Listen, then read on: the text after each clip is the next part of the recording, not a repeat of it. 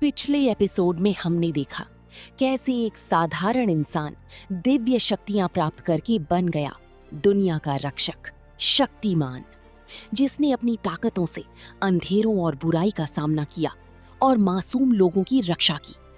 लेकिन दुनिया को बचाने के लिए शक्तिमान को लेना पड़ा एक नया अवतार। भोला भाला, सीधा साधा फोटोग्राफर गंगाधर का रूप, ताकि वो आम लोगों के बीच रहकर इस समाज को बेहतर समझ सके। और अब गंगाधर की नई जिंदगी शुरू होने वाली थी, शक्ति फायर।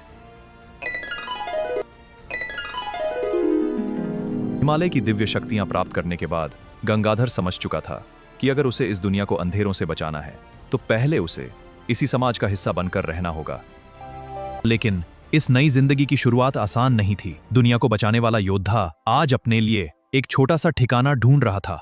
गंगाधर का सबसे कठिन मिशन अब शुरू हो चुका था। कई मुश्किलों के बाद आखिरकार गंगाधर को रहने के लिए एक छोटा सा कमरा मिल ही गया। लेकिन इस दुनिया को बचाने के लिए उसे अब एक नौकरी की भी जरूरत थी। तभी मकान मालिक ने बताया, आजाद पत्रिका में एक फोटोग्राफर की जगह खाली है।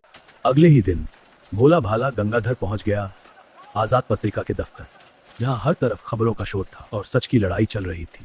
ये खबर छापना तो दूर, इसके बारे में सोचना भी मत। तो तुम्हें पता है इससे कितना नुकसान होगा। हम अपनी जिम्मेदारी से कैसे मुंह मोड़ सकते हैं? लेकिन सर, ये सच है, हमें इस खबर को छापना ही होगा। सच से अखबार नहीं चलते गीता। तुम्हें पता है इसका क्या नतीजा होगा? गीता से बहस खत्म होते ही मैनेजर की नजर पड़ी भोले भाले गंगाधर पर, जो फोटोग्राफर की नौकरी के लिए वहां आया था।